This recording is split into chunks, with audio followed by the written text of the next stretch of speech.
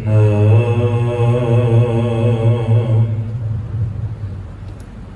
ਧੰਨ ਵਾਹਿਗੁਰੂ ਸਾਹਿਬ ਜੀਓ।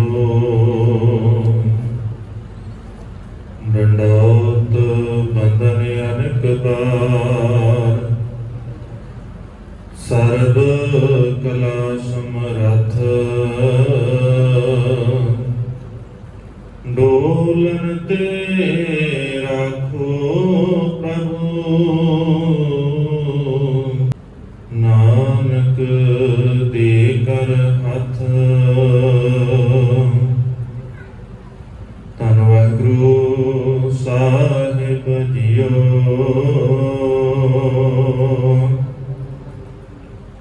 ਆਸਾ ਮਹਲਾ ਪੰਜਵਾ।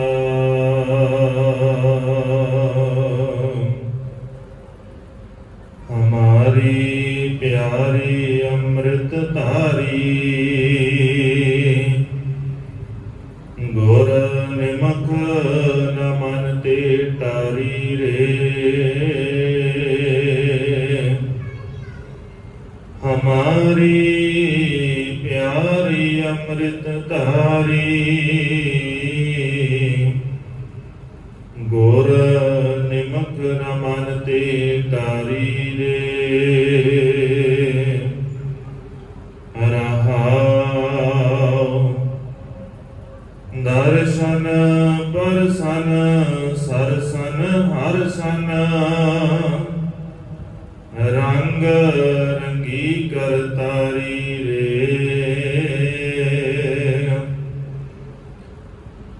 ਖਿਨ ਰਾਮ ਗੁਰ ਗਮ ਹਰ ਦਮ ਨਹ ਜਮ, ਹਰ ਨਾਨਕ ਕੰਠ ਔਰ ਹਾਰੀ ਰੇ। ਵਾਹਿਗੁਰੂ ਜੀ ਕਾ ਖਾਲਸਾ, ਵਾਹਿਗੁਰੂ ਜੀ ਕੀ ਫਤਿਹ। ਜੁਗੋ ਜੁਗ ਅਟਲ ਮਨੁੱਖਤਾ ਦੀ ਸਾਂਝੀ ਰਹਿਬਰ, ਹਲਤ ਪਲਤ ਸਵਾਰ ਦੇਣਹਾਰ, ਸਰਬ ਪ੍ਰਤਪਾਲਕ, ਦਸਾਂ ਪਾਤਸ਼ਾਹੀਆਂ ਦੀ ਆਤਮਕ ਜੋਤ, ਇਲਾਹੀ ਬਾਣੀ। ਧੰਨ ਧੰਨ ਸਤਿਗੁਰੂ ਸਾਹਿਬ ਸ੍ਰੀ ਗੁਰੂ ਗ੍ਰੰਥ ਸਾਹਿਬ ਮਹਾਰਾਜ ਜੀ ਦੀ ਪਾਵਨ ਔਰ ਮੁਕੱਦਸ ਹਜ਼ੂਰੀ ਦੇ ਅੰਦਰ ਆਦ ਗ੍ਰੰਥ ਸਾਹਿਬ ਜੀ ਦੇ ਪਹਿਲੇ ਪ੍ਰਕਾਸ਼ ਪੁਰਬ ਨੂੰ ਸਮਰਪਿਤ ਸਜੇ ਹੋਏ ਦੀਵਾਨਾਂ ਦੇ ਅੰਦਰ ਹਾਜ਼ਰੀਆਂ ਭਰ ਰਹੇ ਭਾਗਾਂ ਵਾਲੇ ਸਤਸੰਗੀ ਜਨੋ, ਗੁਰੂ ਬਖਸ਼ਿਸ਼ ਦਾ ਸਦਕਾ ਪਾਵਨ ਗੋਦ ਦੇ ਅੰਦਰ ਜੁੜ ਕਰਕੇ ਸਹਿਬਾਂ ਦੀ ਅਮੋਲਕ ਬਾਣੀ ਦੇ ਕੀਰਤਨ ਦੇ ਨਾਲ ਸਾਂਝ ਬਣਾ ਰਹੇ ਸਾਂ। ਉਪਰੰਤ ਗੁਰੂ ਬਖਸ਼ਿਸ਼ ਦਾ ਸਦਕਾ ਪਾਵਨ ਬਾਣੀ ਦੀਆਂ ਵਿਚਾਰਾਂ ਆਪ ਸੰਤਾਂ ਦੇ ਨਾਲ ਸਾਂਝਾ ਕਰਨ ਦਾ ਸੁਭਾਗ ਸਮਾਂ ਪ੍ਰਾਪਤ ਹੋਇਆ ਹੈ। ਸਾਰਿਆਂ ਤੋਂ ਪਹਿਲਾਂ ਆਪ ਸਭ ਸੰਤਾਂ ਨੂੰ ਸ਼ਬਦ ਗੁਰੂ ਧੰਨ ਗੁਰੂ ਗ੍ਰੰਥ ਸਾਹਿਬ ਮਹਾਰਾਜ ਜੀ ਦੇ ਪਹਿਲੇ ਪ੍ਰਕਾਸ਼ ਪੁਰਬ ਦੀਆਂ ਕੋਟਾਨ ਕੋਟ ਮੁਬਾਰਕਾਂ। ਸਤਿਗੁਰੂ ਬਖਸ਼ਿਸ਼ ਕਰਨ,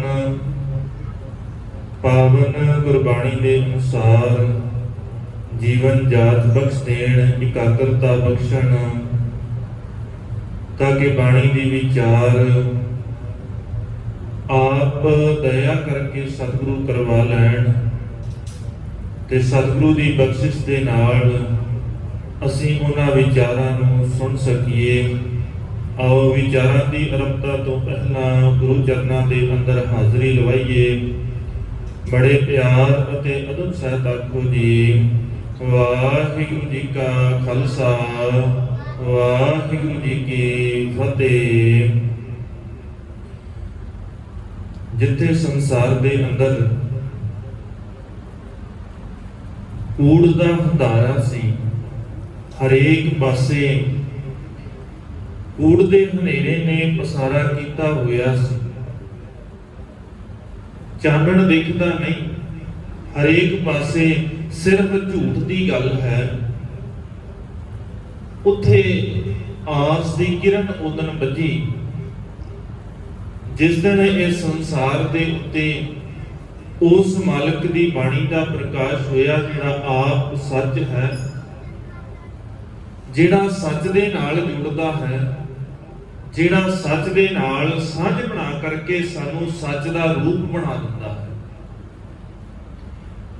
ਇਹ ਸਿਰਫ ਇੰਨਾ ਨਹੀਂ ਹੈ ਵੀ ਪਾਵਨ ਬਾਣੀ ਆਪ ਸੱਚ ਹੈ। ਇੱਥੇ ਜਿਹੜਾ ਜੁੜ ਗਿਆ ਪਾਵਨ ਬਾਣੀ ਦੇ ਨਾਲ, ਉਹਦਾ ਆਪਣਾ ਜੀਵਨ ਵੀ ਸੱਚ ਹੋ ਜਾਂਦਾ ਹੈ। ਇੰਨੀ ਬਖਸ਼ਿਸ਼ ਹੈ ਮਾਲਕ ਦੀ ਬਾਣੀ ਦੇ ਅੰਦਰ। ਸਤਿਗੁਰਾਂ ਨੇ ਬਖਸ਼ਿਸ਼ ਕਰਕੇ ਸਾਨੂੰ ਇੱਕ ਖਜ਼ਾਨਾ ਦਿੱਤਾ ਹੈ।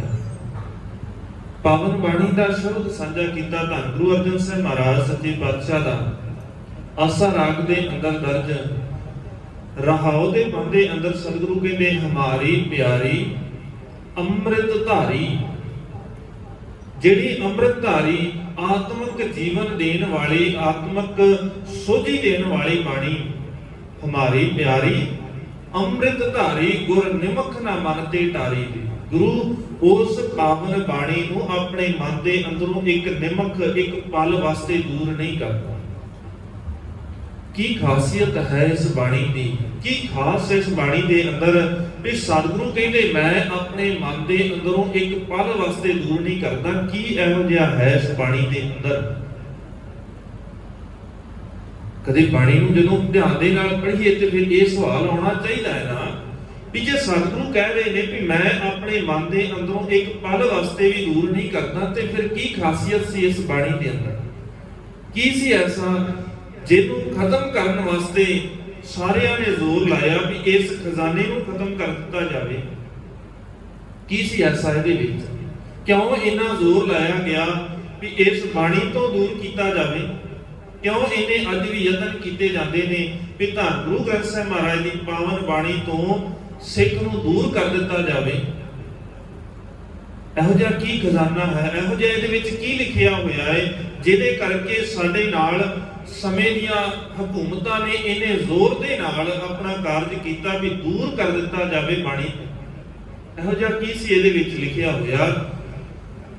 ਸਤਿਗੁਰੂ ਕਹਿੰਦੇ ਇਹਦੇ ਵਿੱਚ ਇੱਕੋ ਹੀ ਚੀਜ਼ ਲਿਖੀ ਆ।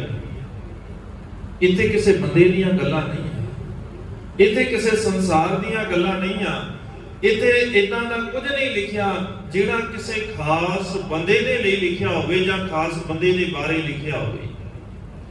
ਇੱਥੇ ਇੱਕੋ ਹੀ ਚੀਜ਼ ਲਿਖੀ ਹੈ, ਉਹ ਹੈ ਅਕਾਲ ਪੁਰਖ ਵਾਹਿਗੁਰੂ ਦੀ ਉਸਤਤ ਕਿਵੇਂ ਕਰਨੀ ਹੈ। ਉਹ ਸਾਰਾ ਕੁਝ ਇਹਦੇ ਵਿੱਚ ਲਿਖਿਆ ਹੈ, ਕਿਉਂਕਿ ਹਰੇਕ ਨੇ ਗੱਲ ਦੱਸੀ ਨਾ ਵੀ ਉਸ ਅਕਾਲ ਪੁਰਖ ਵਾਹਿਗੁਰੂ ਦੀ ਉਸਤਤ ਕਰਨੀ ਹੈ। ਨਾਮ ਵੱਖਰੇ ਵੱਖਰੇ ਰੱਖੇ ਪਰ ਸਾਰਿਆਂ ਨੇ ਸਿਖਾਇਆ ਤੇ ਇਹੀ ਵੀ ਉਸ ਵਾਹਿਗੁਰੂ ਦੀ ਉਸਤਤ ਕਰਨੀ ਹੈ। ਪਰ ਕਿਵੇਂ ਕਰਨੀ ਹੈ ਕਿਸੇ ਨੇ ਇਸ ਗੱਲ ਨੂੰ ਨਹੀਂ ਸੀ ਸਮਝਾਇਆ ਸੀ। ਇਤਿਹਾਸ ਦੇ ਅੰਦਰ ਜਿੰਨੇ ਵੀ ਪਹਿਲੇ ਧਾਰਮਿਕ ਗ੍ਰੰਥ ਨੇ, ਤੁਸੀਂ ਧਿਆਨ ਦੇ ਨਾਲ ਇਸ ਗੱਲ ਨੂੰ ਜਦੋਂ ਵਾਚੋਗੇ ਸਪਸ਼ਟ ਨਹੀਂ ਮਿਲੇਗਾ ਕਿ ਉਸ ਅਕਾਲ ਪੁਰਖ ਵਾਹਿਗੁਰੂ ਨੂੰ ਜਪਣਾ ਕਿਵੇਂ ਹੈ, ਕਿਹੜੀਆਂ ਚੀਜ਼ਾਂ ਨੇ ਜਿਨ੍ਹਾਂ ਨੂੰ ਛੱਡ ਕਰਕੇ ਤੇ ਫੇਰ ਜਪਿਆ ਜਾ ਸਕਦਾ ਹੈ, ਕਿਹੜੇ ਢੰਗ ਦੇ ਨਾਲ ਉਸ ਮਾਲਕ ਨੂੰ ਪਾਇਆ ਜਾ ਸਕਦਾ ਹੈ। ਸਤਿਗੁਰੂ ਕਹਿੰਦੇ ਇੱਕ ਇਹ ਤੈਨੂੰ ਮੈਂ ਬੇੜੀ ਦੇ ਚੱਲਿਆ, ਇਹ ਪੌੜੀ ਦੇ ਚੱਲਿਆ, ਕਿਉਂਕਿ ਸਾਡਾ ਸਵਾਲ ਹੁੰਦਾ ਹੈ ਨਾ ਕਿ ਕਿਵੇਂ ਪਾਰ ਲੰਘਿਆ ਜਾ ਸਕਦਾ ਹੈ, ਕਿਉਂ ਤਰੀਆ ਵਿਖਿਆ ਸੰਸਾਰ। ਸਤਿਗੁਰੂ ਕਹਿੰਦੇ ਫਿਰ ਆਹ ਬੋਹਿਤ ਹੈ, ਸਤਿਗੁਰ ਬੋਹਿਤ ਪਾਵੈ ਪਾਰ। ਜਿਸ ਦਿਨ ਇਸ ਬੋਹਿਤ ਦੇ ਉੱਤੇ ਸਵਾਰ ਹੋਵਾਂਗੇ ਫੇਰ ਪਾਰ ਲੰਘਾਂਗੇ। ਜਿਸ ਦਿਨ ਸਵਾਰੀ ਕਰਾਂਗੇ, ਜੇ ਦੂਰ ਬੈਠੇ ਕਹੀ ਜਾਈਏ ਵੀ ਉਹ ਬੋਹਿਤ ਹੈ, ਉਹ ਜਹਾਜ਼ ਹੈ, ਉਹਦੇ ਉੱਤੇ ਚੜ ਕੇ ਪਾਰ ਲੰਘਿਆ ਜਾ ਸਕਦਾ ਹੈ, ਤੇ ਸਵਾਰੀ ਕਰੀਏ ਹੀ ਨਾ ਤੇ ਪਾਰ ਤਾਂ ਨਹੀਂ ਲੰਘਿਆ ਜਾ ਸਕਦਾ। ਪਾਰ ਲੰਘਣ ਵਾਸਤੇ ਤੇ ਸਵਾਰੀ ਕਰਨੀ ਪਏਗੀ। ਸਤਿਗੁਰੂ ਕਹਿੰਦੇ ਇਹ ਸਾਰਾ ਕੁਝ ਹੈ। ਗੁਰ ਪੌੜੀ ਬੇੜੀ ਗੁਰੂ ਗੁਰ ਤੁਲਹੜਾ ਹਰ ਨਾਉ। ਇਹ ਪੌੜੀ ਵੀ ਹੈ, ਇਹ ਬੇੜੀ ਵੀ ਹੈ। ਤੂੰ ਇਹਦੇ ਉੱਤੇ ਸਫ਼ਰ ਕਰ, ਇਹ ਤੈਨੂੰ ਪਾਰ ਲੰਘਾ ਦੇਗੀ ਜਿਸ ਸੰਸਾਰ ਦੇ ਭਵਜਲ ਦੇ ਵਿੱਚੋਂ ਤਰਨਾ ਹੈ, ਵਿਕਾਰਾਂ ਦੇ ਗਹਿਰੇ ਸਮੁੰਦਰ ਦੇ ਵਿੱਚੋਂ ਜੇ ਪਾਰ ਲੰਘਣਾ ਹੈ ਤੇ ਇਸ ਬੋਹਿਤ ਦੇ ਉੱਤੇ ਸਵਾਰ ਹੋਣਾ ਪਏਗਾ। ਹੁਣ ਇਹ ਮਹਾਨ ਕਾਰਜ ਸੀ ਸਤਿਗੁਰੂ ਦਾ। ਕਈ ਵਾਰ ਸਾਨੂੰ ਇਦਾਂ ਦੱਸਿਆ ਜਾਂਦਾ ਹੈ, ਅਸੀਂ ਸੁਣਦੇ ਹਾਂ। ਸਤੰਬਰ 1604 ਦੇ ਵਿੱਚ ਜਦੋਂ ਧੰਨ ਗੁਰੂ ਅਰਜਨ ਸਾਹਿਬ ਮਹਾਰਾਜ ਸੱਚੇ ਪਾਤਸ਼ਾਹ ਨੇ ਇਸ ਬਾਣੀ ਨੂੰ ਸੰਕਲਿਤ ਕੀਤਾ, ਇੱਕ ਥਾਂ ਦੇ ਉੱਤੇ ਸੰਪਾਦਿਤ ਕੀਤਾ, ਆਦਿ ਗ੍ਰੰਥ ਸਾਹਿਬ ਦਾ, ਪੋਥੀ ਸਾਹਿਬ ਦਾ ਜਦੋਂ ਸਰੂਪ ਤਿਆਰ ਕੀਤਾ ਗਿਆ, ਉਦੋਂ ਇਹ ਗੱਲ ਆਮ ਕਹੀ ਜਾਂਦੀ ਹੈ, ਕਿਉਂਕਿ ਸਤਿਗੁਰੂ ਨੇ ਵੱਖ-ਵੱਖ ਥਾਵਾਂ ਤੇ ਜਾ ਕੇ ਬਾਣੀ ਨੂੰ ਇਕੱਤਰ ਕੀਤਾ। ਪਰ ਇਦਾਂ ਦੱਸਿਆ ਜਾਂਦਾ ਹੈ ਕਈ ਵਾਰ ਕਿ ਸਤਿਗੁਰੂ ਧੰਨ ਗੁਰੂ ਅਰਜਨ ਸਾਹਿਬ ਮਹਾਰਾਜ ਸੱਚੇ ਪਾਤਸ਼ਾਹ ਜਦੋਂ ਬਾਣੀ ਲਿਖਵਾ ਰਹੇ ਨੇ ਤੇ ਇੱਕ ਤੰਬੂ ਲਾਇਆ ਗਿਆ ਰਾਮਸਰ ਸਾਹਿਬ ਦੇ ਨੇੜੇ, ਉਹਦੇ ਵਿੱਚ ਪਰਦਾ ਕੀਤਾ ਹੋਇਆ ਸੀ। ਪਰਦੇ ਦੇ ਇੱਕ ਪਾਸੇ ਸਤਿਗੁਰੂ ਆਪ ਬੈਠੇ ਨੇ ਤੇ ਦੂਜੇ ਪਾਸੇ ਭਾਈ ਗੁਰਦਾਸ ਜੀ ਲਿਖਾਰੀ ਦੀ ਸੇਵਾ ਨਿਭਾ ਰਹੇ ਨੇ। ਹੁਣ ਇਸ ਗੱਲ ਦੇ ਨੂੰ ਇੱਕ ਕਿਉਂ ਇਦਾਂ ਦੱਸਿਆ ਗਿਆ, ਕਿਉਂਕਿ ਇਹਦੇ ਨਾਲ ਇੱਕ ਕਹਾਣੀ ਹੋਰ ਜੁੜਨੀ ਸੀ।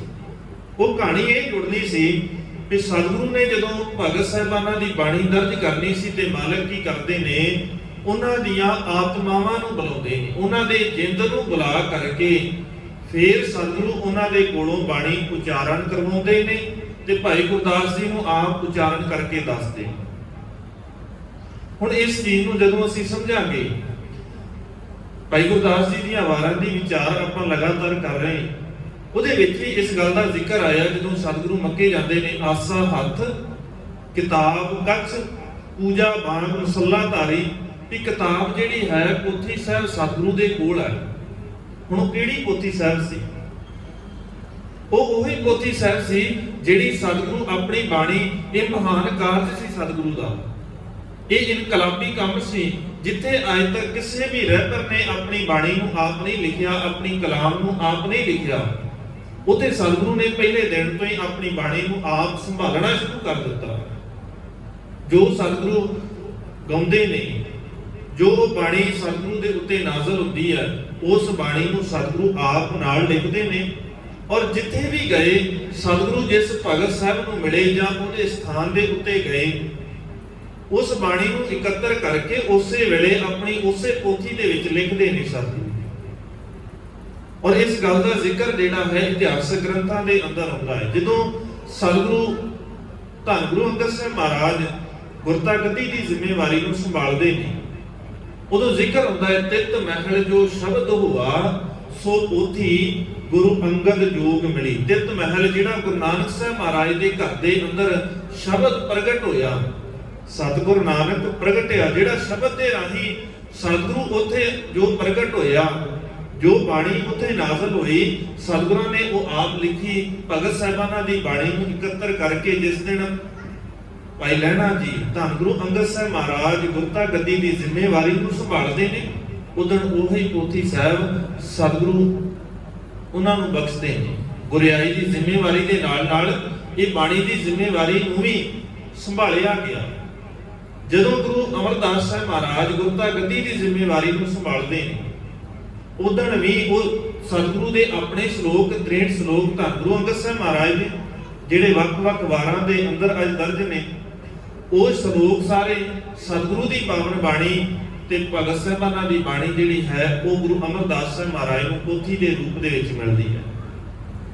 ਔਰ ਉਸੇ ਸਮੇਂ ਦੇ ਵਿੱਚ ਇਹ ਕੰਮ ਸ਼ੁਰੂ ਹੋ ਗਿਆ ਜਿਹੜਾ ਬਾਣੀ ਦੇ ਵਿੱਚ ਰਲਾ ਪਾਉਣ ਵਾਲਾ ਸੀ, ਕਿਉਂਕਿ ਉਦੋਂ ਤੱਕ ਸਭ ਨੂੰ ਪਤਾ ਲੱਗਣ ਲੱਗ ਗਿਆ ਕਿ ਇਸ ਬਾਣੀ ਦੇ ਅੰਦਰ ਕੋਈ ਖਾਸੀਅਤ ਹੈ। ਜਿਹੜਾ ਵੀ ਸੁਣਦਾ ਹੈ ਨਾ, ਉਹ ਤੇ ਆਪਣਾ ਸਿਸਟਮ ਹੀ ਸਾਰਾ ਉਹਦਾ ਬਦਲ ਜਾਂਦਾ ਹੈ, ਉਹਦਾ ਜੀਣਾ ਬਦਲ ਜਾਂਦਾ ਹੈ, ਉਹਦਾ ਖਾਣਾ ਪੀਣਾ ਸਾਰਾ ਸੁਭਾਅ ਹੀ ਬਦਲ ਜਾਂਦਾ ਹੈ ਉਹਦਾ, ਜਿਹੜਾ ਇਸ ਬਾਣੀ ਨੂੰ ਸੁਣਦਾ ਹੈ ਤੇ ਪੜ੍ਹਦਾ ਹੈ। ਔਰ ਮੈਂ ਅਕਸਰ ਬੇਨਤੀ ਕਰਦਾ, ਆਪਣੇ ਜੀਵਨ ਨੂੰ ਨਾਲ ਲੈ ਕੇ ਚੱਲੀਏ। ਜੇ ਉਦੋਂ ਬਦਲ ਰਿਹਾ ਸੀ ਤੇ ਅੱਜ ਕਿਉਂ ਨਹੀਂ ਬਦਲ ਰਿਹਾ, ਉਹਦਾ ਕਾਰਨ ਕੀ ਹੈ? ਉਦੋਂ ਵੀ ਇਹ ਸ਼ੁਰੂ ਹੋ ਗਿਆ ਵੀ ਹੁਣ ਇਹਨਾਂ ਨੂੰ ਕਿਸੇ ਨਾ ਕਿਸੇ ਢੰਗ ਦੇ ਨਾਲ ਇਸ ਬਾਣੀ ਦੇ ਨਾਲੋਂ ਤੋੜਿਆ ਜਾਵੇ। ਤਾਂ ਹੀ ਸਤਿਗੁਰੂ ਧੰਨ ਗੁਰੂ ਅਮਰਦਾਸ ਸਾਹਿਬ ਮਹਾਰਾਜ ਕਹਿੰਦੇ ਨੇ, ਸਤਿਗੁਰੂ ਬਿਨਾ ਹੋਰ ਕੱਚੀ ਹੈ ਬਾਣੀ, ਸਤਿਗੁਰੂ ਕੀ ਰੀਸਾ ਹੋਰ ਕੱਚ ਵਿੱਚ ਬੋਲਦੇ। ਸਤਿਗੁਰੂ ਕਹਿੰਦੇ ਇੱਥੇ ਤੇ ਕੱਚਾ ਬੋਲਣ ਲੱਗ ਗਏ ਨੇ, ਸ਼ੁਰੂ ਕਰ ਦਿੱਤਾ ਹੈ। ਤਾਂ ਹੀ ਮਾਲਕ ਕਹਿੰਦੇ ਸਤਿਗੁਰੂ ਕੀ ਬਾਣੀ ਸਤ ਸਰੂਪ ਹੈ, ਗੁਰਬਾਣੀ ਬਣੀ ਹੈ। ਇੱਥੇ ਗੁਰਬਾਣੀ ਬਣਨਾ ਹੈ, ਤੇਰਾ ਜੀਵਨ ਗੁਰਬਾਣੀ ਦੇ ਵਾਲਾ ਬਣ ਜਾਵੇ, ਉਹ ਦਿਖੇ ਤੇਰੇ ਅੰਦਰੋਂ, ਤੇਰੇ ਜੀਵਨ ਦੇ ਵਿੱਚੋਂ ਦਿਖਣਾ ਚਾਹੀਦਾ ਹੈ। ਸਾਡੇ ਜੀਵਨ 'ਚੋਂ ਦਿਖਣਾ ਚਾਹੀਦਾ ਹੈ ਕਿ ਅਸੀਂ ਬਾਣੀ ਪੜ੍ਹਦੇ ਹਾਂ। ਕਹਿ ਕੇ ਨਹੀਂ, ਜ਼ੁਬਾਨ ਤੋਂ ਨਹੀਂ। ਕਈ ਵਾਰ ਅਸੀਂ ਕਹਿੰਦੇ ਨਾ ਵੀ ਮੈਂ ਇੰਨੀ ਬਾਣੀ ਪੜ੍ਹਦਾ, ਸਤਿਗੁਰੂ ਕਹਿੰਦੇ ਕਹਿਣਾ ਨਹੀਂ ਹੈ, ਤੇਰੇ ਜੀਵਨ ਦੇ ਅੰਦਰੋਂ ਦਿਖੇ। ਜਿਹੜਾ ਕੋਈ ਸਿਆਣਾ ਡਾਕਟਰ ਹੋਵੇ ਉਹਨੂੰ ਕਹਿਣ ਦੀ ਲੋੜ ਨਹੀਂ ਪੈਂਦੀ ਵੀ ਮੈਂ ਬੜਾ ਵੱਡਾ ਡਾਕਟਰ ਆ, ਮੈਂ ਇੰਨਾ ਪੜ੍ਹਿਆ, ਮੈਂ ਇੰਨਾ ਸਿਆਣਾ, ਉਹਨੂੰ ਦੱਸਣ ਦੀ ਲੋੜ ਨਹੀਂ ਪੈਂਦੀ। ਉਹਦੇ ਕੰਮ ਦੱਸਦੇ ਨੇ ਆਪਣੇ ਆਪ। ਇੱਕ ਦਾ ਇਲਾਜ ਉਹਨੇ ਕੀਤਾ, ਉਹਨੇ ਚਾਰਾਂ ਨੂੰ ਦੱਸਿਆ ਜਾ ਕੇ ਭਾਈ ਉਹ ਡਾਕਟਰ ਬੜਾ ਸਿਆਣਾ ਹੈ, ਮੈਂ ਉਹਦੇ ਕੋਲੋਂ ਇਲਾਜ ਕਰਾਇਆ, ਮੈਂ ਠੀਕ ਹੋ ਗਿਆ। ਜਿਹੜਾ ਗੁਰਬਾਣੀ ਨੂੰ ਪੜ੍ਹਨ ਵਾਲੇ ਨੂੰ ਮਿਲੇ, ਉਹਦੇ ਜੀਵਨ ਦੇ ਅੰਦਰੋਂ ਬਾਣੀ ਦਾ ਅਕਸ ਦਿਖੇ ਵੀ ਬਾਣੀ ਪੜ੍ਹਨ ਵਾਲਾ ਇਦਾਂ ਦੇ ਜੀਵਨ ਵਾਲਾ ਹੈ। ਸਿੱਖਾ ਤੈਨੂੰ ਤੇ ਮਾਣ ਹੋਣਾ ਚਾਹੀਦਾ ਸੀ ਇਸ ਗੱਲ ਤੇ, ਨਹੀਂ ਵੀ ਤੇਰੀ ਆਪਣਿਆਂ ਨੇ ਉਸਤਤ ਕੀਤੀ ਹੈ। ਮੈਂ ਅਕਸਰ ਬੇਨਤੀ ਕਰਦਾ, ਸਾਨੂੰ ਤੇ ਮਾਣ ਇਸ ਗੱਲ ਦਾ ਹੋਣਾ ਚਾਹੀਦਾ ਹੈ ਜਦੋਂ ਦੁਸ਼ਮਣ ਵੀ ਲਿਖਦਾ ਹੈ ਤੇ ਸਾਡੀ ਉਸਤਤ ਕਰਨੋਂ ਉਹ ਰਹਿ ਨਹੀਂ ਪਾਉਂਦਾ। ਉਹ ਵੀ ਲਿਖਣਾ ਉਹ ਮਜਬੂਰ ਹੋ ਜਾਂਦਾ ਹੈ। ਜਿੱਥੇ ਉਹ ਮੰਦਾ ਲਿਖਦਾ ਹੈ, ਮਾੜਾ ਲਿਖਦਾ ਹੈ, ਨੀਵੇਂ ਦਰਜੇ ਦੇ ਸ਼ਬਦ ਵਰਤਦਾ ਹੈ ਤੇਰੇ ਵਾਸਤੇ, ਸ਼ਬਦ ਉਹ ਨੀਵੇਂ ਦਰਜੇ ਦੇ ਵਰਤਦਿਆਂ ਨੂੰ ਕਹਿਣਾ ਪੈਂਦਾ ਹੈ ਵੀ ਇਹ ਨੀਵਾਂ ਖਵਾਉਣ ਵਾਲੇ ਨਹੀਂ, ਇਹ ਤੇ ਸੱਚਮੁੱਚ ਬੜੀ ਚੜ੍ਹਦੀ ਕਲਾ ਵਾਲੇ ਨੇ, ਬੜੇ ਉੱਚੇ ਕਿਰਦਾਰ ਦੇ ਮਾਲਕ ਨੇ। ਸਾਡੇ ਕਿਰਦਾਰ ਦੀ ਗੱਲ ਕਰਦਾ ਹੈ। ਸਾਡੇ ਕਿਰਦਾਰ ਸਤਿਗੁਰੂ ਨੇ ਪਾਵਨ ਬਾਣੀ ਦੇ ਰਾਹੀਂ ਸਾਡੇ ਕਿਰਦਾਰ ਨੂੰ ਘੜਿਆ ਹੈ। ਜਦ ਸਾਡੇ ਕਿਰਦਾਰ ਨੀਵੇਂ ਨੇ ਤੇ ਇਹਦਾ ਕਾਰਨ ਹੈ ਅਸੀਂ ਬਾਣੀ ਨੂੰ ਪੜ੍ਹਿਆ ਨਹੀਂ। ਜਿੱਥੇ ਉਦਾਹਰਨਾਂ ਪ੍ਰਾਪਤ ਦਿੱਤੀਆਂ ਜਾਂਦੀਆਂ ਨੇ ਵੀ ਬਾਣੀ ਨੂੰ ਪੜ੍ਹਨ ਦੇ ਨਾਲ ਇੰਨਾ ਜੀਵਨ ਬਦਲਿਆ, ਇਕੱਲਾ ਉਦੋਂ ਨਹੀਂ ਸੀ ਬਦਲਦੇ, ਅੱਜ ਵੀ ਬਦਲਦੇ ਨੇ। ਜਿਨ੍ਹਾਂ ਨੇ ਬਦਲਣਾ ਚਾਹਿਆ, ਜਿਹੜਾ ਕਦੇ ਨੱਥੂ ਰਾਮ ਸੀ ਉਹ ਪ੍ਰੋਫੈਸਰ ਸਾਹਿਬ ਸਿੰਘ ਬਣਦਾ ਹੈ ਬਾਣੀ ਨੂੰ ਪੜ੍ਹਨ ਤੋਂ ਬਾਅਦ। ਔਰ ਇੰਨੀ ਗੱਲ ਨਾ ਕਰਦਾ ਹੈ ਜਿੱਥੇ ਅੱਜ ਤੱਕ ਸਾਖੀਆਂ ਦੇ ਆਧਾਰਿਤ ਗੁਰਬਾਣੀ ਦੇ ਸ਼ਬਦਾਂ ਦੀ ਵਿਆਖਿਆ ਹੁੰਦੀ ਸੀ, ਉਹਨੇ ਪਹਿਲੀ ਵਾਰ ਉਹ ਮਹਾਨ ਕਾਰਜ ਕੀਤਾ ਗੁਰਬਾਣੀ ਦੇ ਰਾਹੀਂ ਗੁਰਬਾਣੀ ਦੀ ਵਿਆਖਿਆ ਕਰਨ ਦਾ। ਕਦੇ ਤੇ ਉਸ ਪਰਿਵਾਰ ਦੇ ਵਿੱਚੋਂ ਸੀ ਜਿੱਥੇ ਬਾਣੀ ਨੂੰ ਪੜ੍ਹਿਆ ਸੁਣਿਆ ਨਹੀਂ ਜਾਂਦਾ, ਪਰ ਜਿਸ ਦਿਨ ਉਹਨੇ ਆਪ ਬਾਣੀ ਨੂੰ ਪੜ੍ਹਿਆ ਉਹਦਾ ਜੀਵਨ ਬਦਲਿਆ। ਫਿਰ ਸਾਡਾ ਉਸੇ ਪਰਿਵਾਰ ਦੇ ਵਿੱਚ, ਸਿੱਖ ਪਰਿਵਾਰ ਦੇ ਵਿੱਚ ਜਨਮ ਲੈ ਕੇ ਕਿਉਂ ਨਹੀਂ ਬਦਲਦਾ? ਇੱਕ ਥੋੜੀ ਨਾ ਹੈ। ਜਦੋਂ ਇਤਿਹਾਸ ਪੜ੍ਹਾਂਗੇ ਜਿਨ੍ਹਾਂ ਨੇ ਮਹਾਨ ਕਾਰਜ ਕੀਤੇ ਨੇ, ਪ੍ਰਿੰਸੀਪਲ ਗੰਗਾ ਸਿੰਘ ਵਰਗੇ, ਉਹਨਾਂ ਦਾ ਜੀਵਨ ਪੜ੍ਹ ਕੇ ਦੇਖੀਏ, ਮੈਨੂੰ ਉਹ ਵੀ ਉਸੇ ਘਰਾਣਿਆਂ ਦੇ ਵਿੱਚੋਂ ਨੇ। ਕਿੱਦਾਂ ਬਦਲਦੇ ਆ ਜੀਵਨ, ਕਿਉਂ ਬਦਲਦੇ ਆ? ਅਸੀਂ ਇਸ ਪਾਸੇ ਕਦੇ ਸੋਚਿਆ ਨਹੀਂ ਕਿ ਜੇ ਉਹਨਾਂ ਦੇ ਬਦਲਦੇ ਆ, ਕਿਉਂਕਿ ਸਾਡੇ ਕੋਲ ਇੱਕ ਦਲੀਲ ਹੈ ਨਾ, ਉਹਨਾਂ ਨੇ ਉਹ ਦਲੀਲਾਂ ਨਹੀਂ ਵਰਤੀ। ਉਹਨਾਂ ਦੇ ਸਮੇਂ ਦੇ ਵਿੱਚ ਵੀ ਇਦਾਂ ਦੀਆਂ ਦਲੀਲਾਂ ਵਰਤੀਆਂ ਜਾਂਦੀਆਂ ਸਨ। ਅਸੀਂ ਵੀ ਉਹੀ ਦਲੀਲਾਂ ਵਰਤਦੇ ਆ ਵੀ ਸਾਡੇ ਕੋਲ ਸਮਾਂ ਨਹੀਂ ਹੈ। ਬਾਣੀ ਪੜ੍ਹਨੀ ਕਿਹੜਾ ਸੌਖੀ ਹੈ ਜੀ, ਸਾਰਿਆਂ ਦੇ ਵੱਸ ਦਾ ਥੋੜੀ ਨਾ ਹੈ। ਅਸੀਂ ਤੇ ਜੀ ਰੱਬ ਰੱਬ ਕਰ ਲਈਦਾ ਹੈ, ਸਤਿਨਾਮ ਵਾਹਿਗੁਰੂ ਕਰ ਲਈਦਾ ਹੈ, ਬਸ ਇੰਨਾ ਕੀ ਬਹੁਤ ਹੈ। ਨਾਲ ਇੱਕ ਦਲੀਲ ਦਿੱਤੀ ਜਾਂਦੀ, ਮਨ ਸੱਚਾ ਹੋਣਾ ਚਾਹੀਦਾ ਹੈ, ਬਾਕੀ ਕਿਸੇ ਚੀਜ਼ ਦੀ ਲੋੜ ਨਹੀਂ।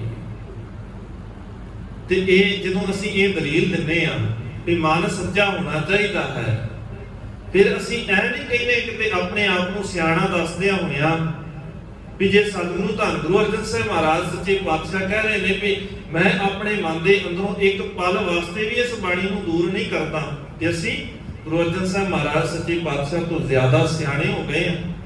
ਐ ਨਹੀਂ ਲੱਗਦਾ ਵੀ ਸਾਨੂੰ ਸਿੱਧੇ ਤੌਰ ਦੇ ਉੱਤੇ ਨਹੀਂ ਤੇ ਅਸਿੱਧੇ ਤੌਰ ਤੇ ਇਦਾਂ ਨਹੀਂ ਕਹਿੰਦੇ ਵੀ ਧੰਨ ਗੁਰੂ ਅਰਜਨ ਸਾਹਿਬ ਮਹਾਰਾਜ ਸੱਚੇ ਪਾਤਸ਼ਾਹ ਦਾ ਮਨ ਸੱਚਾ ਨਹੀਂ ਸੀ ਤਾਂ ਕਰਕੇ ਉਹਨਾਂ ਨੂੰ ਲਗਾਤਾਰ ਬਾਣੀ ਪੜ੍ਹਨੀ ਪੈਂਦੀ ਹੈ। ਸਾਨੂੰ ਨਹੀਂ ਲੋੜ, ਕਿਉਂਕਿ ਸਾਡਾ ਮਨ ਪਹਿਲਾਂ ਤੋਂ ਸੱਚਾ ਹੈ ਔਰ ਸਦੀਵੀ ਸੱਚਾ ਰਹਿਣਾ। ਮਾਲਕ ਕਹਿੰਦੇ ਤੇਰੇ ਅੰਦਰ ਤੇ ਮੈਲ ਹੀ ਬਹੁਤ ਹੈ। ਜੇ ਸਾਫ਼ ਕਰਨੀ ਹੈ ਨਾ, ਜਿਵੇਂ ਸਰੀਰ ਦਾ ਰੋਜ਼ਾਨਾ ਇਸ਼ਨਾਨ ਕਰਦਾ ਹੈ, ਸਾਫ਼ ਕਰਨ ਵਾਸਤੇ ਸਰੀਰ ਨੂੰ, ਇਦਾਂ ਮਨ ਨੂੰ ਜੇ ਸਾਫ਼ ਕਰਨਾ ਹੈ ਤੇ ਬਾਣੀ ਦੇ ਸਮੁੰਦਰ ਦੇ ਅੰਦਰ, ਬਾਣੀ ਦੇ ਸਾਗਰ ਦੇ ਅੰਦਰ, ਬਾਣੀ ਦੇ ਸਰੋਵਰ ਦੇ ਅੰਦਰ ਤੈਨੂੰ ਰੋਜ਼ਾਨਾ ਇਸ਼ਨਾਨ ਕਰਨਾ ਪਏਗਾ। ਇੱਕ ਪਲ ਵਾਸਤੇ ਵੀ ਤੂੰ ਦੂਰ ਨਹੀਂ ਹੋ ਸਕਦਾ। ਜਦੋਂ ਦੂਰ ਹੁੰਦਾ ਹੈ ਤੇ ਮਾਲਕ ਕਹਿੰਦੇ ਜੀਵਨ ਖਤਮ ਹੈ। ਫਿਰ ਤੇਰਾ ਅੰਦਰ ਉਸੇ ਵੇਲੇ ਮੈਲ ਨਾਲ ਭਰਨਾ ਸ਼ੁਰੂ ਹੋ ਜਾਂਦਾ ਹੈ, ਕਿਉਂਕਿ ਹਰ ਪਲ ਤੇਰੀਆਂ ਇਹਨਾਂ ਨਜ਼ਰਾਂ ਦੇ ਅੰਦਰ, ਕਿਉਂਕਿ ਤੈਨੂੰ ਦੇਖਣ ਦਾ ਵੱਲ ਗੁਰਬਾਣੀ ਨੇ ਸਿਖਾਉਣਾ ਹੈ। ਤੈਨੂੰ ਸੁਣਨਾ ਕਿਵੇਂ ਆ, ਤੂੰ ਕੀ ਸੁਣਨਾ ਹੈ, ਉਹ ਤੈਨੂੰ ਗੁਰਬਾਣੀ ਨੇ ਸਿਖਾਉਣਾ ਹੈ। ਇਸ ਜ਼ੁਬਾਨ ਦੇ ਰਾਹੀਂ ਬੋਲਣਾ ਕੀ ਹੈ, ਤੈਨੂੰ ਗੁਰਬਾਣੀ ਨੇ ਸਿਖਾਉਣਾ ਹੈ। ਜਦੋਂ ਤੱਕ ਅਸੀਂ ਬਾਣੀ ਨੂੰ ਪੜਾਂਗੇ ਨਹੀਂ ਤੇ ਸਿੱਖਾਂਗੇ ਕਿਵੇਂ? ਹੈਰਾਨੀ ਨਹੀਂ ਹੁੰਦੀ ਸਾਨੂੰ, ਅੱਜ 416 ਸਾਲ ਹੋ ਗਏ ਪਹਿਲੇ ਪ੍ਰਕਾਸ਼ ਪੁਰਬ ਨੂੰ। 416 ਸਾਲ ਪਹਿਲੇ ਪ੍ਰਕਾਸ਼ ਪੁਰਬ ਨੂੰ ਹੋ ਗਏ ਅੱਜ,